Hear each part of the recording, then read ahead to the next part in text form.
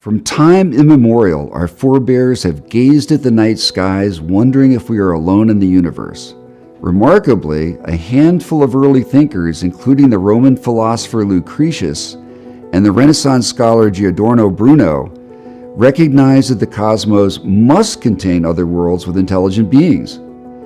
Writing nearly a century before Christ's birth, Lucretius stated, quote, "All this visible universe is not unique in nature, and we must believe there are in other regions of space, other worlds, other beings, and other men," end quote. Today, thanks to modern astronomy and the discovery of exoplanets, we know the sheer vastness of the cosmos makes the prospect of other inhabited worlds not only plausible, but a statistical certainty. One recent estimate concludes the odds we are alone in the universe are less than one chance in 10 billion trillion. So that is really nice and everything, but where the fuck are they?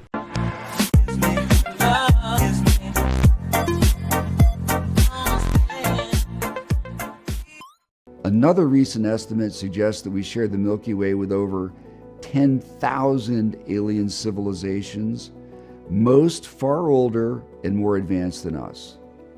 In short, it seems inevitable that alien civilizations have arisen elsewhere and are as abundant, diverse, and sophisticated as anything imagined by the authors of science fiction.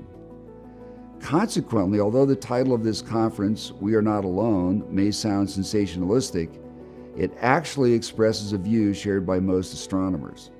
Distant alien life would be of purely theoretical interest if there was no prospect of interacting with these civilizations.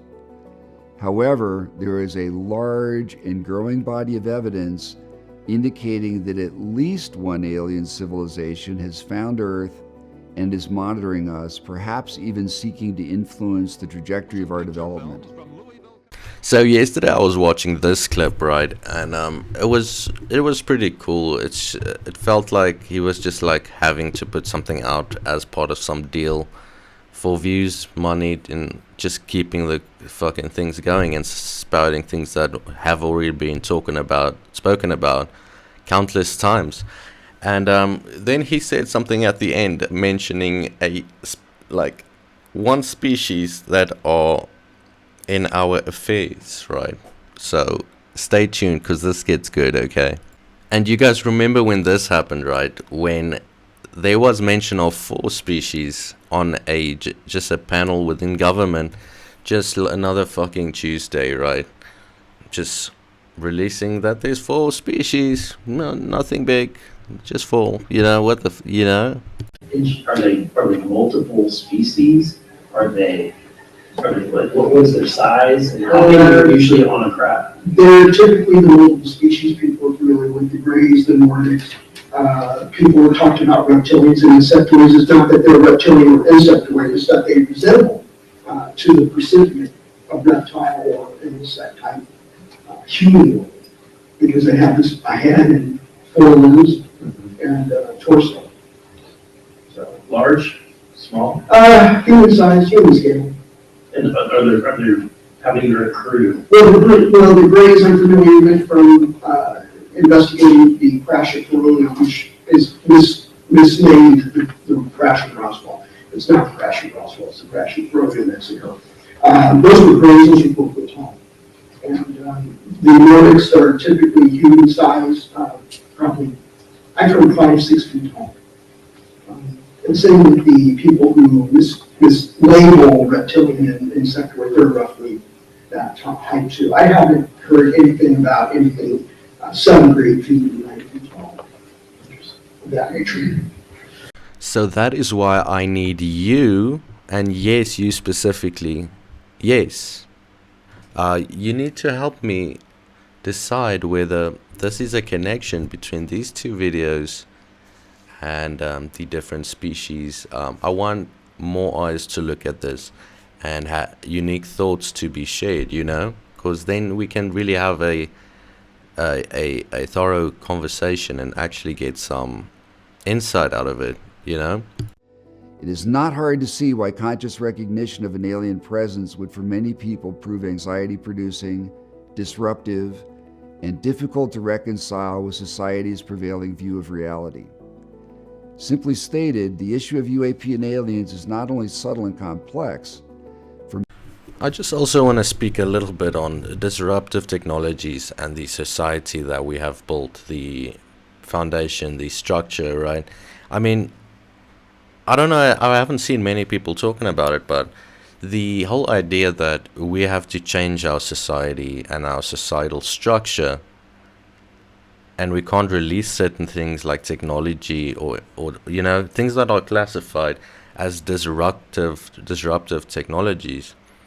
You know, why that should not be a reason or term for the use of not allowing it.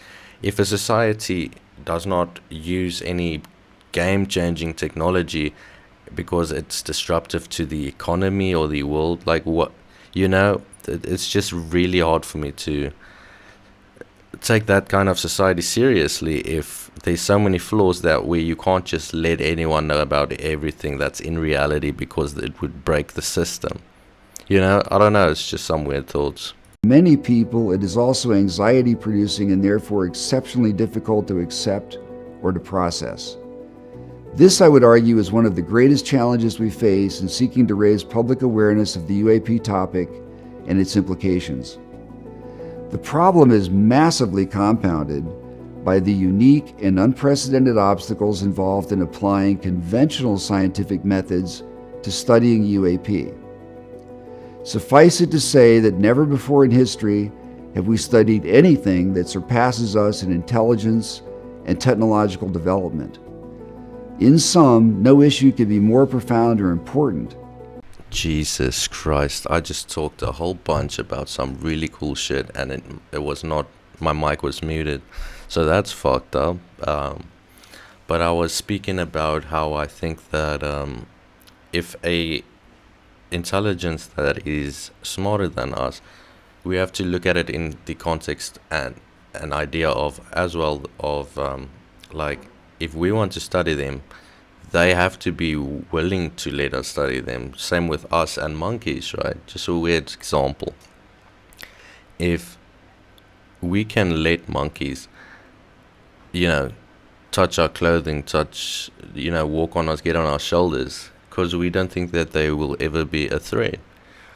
So if the aliens let us, in a way, study them and see them and maybe try and reverse engineer their tech, maybe that's like the greatest insult because they think we'd never be a threat. You know, are we that far behind? Are we that, you know? I don't know, it's just some weird thoughts. Let me know what you think. But in seeking to study the issue and raise public awareness, we are also faced with unique and unprecedented challenges. The world is absolute chaos right now. What a time to be alive.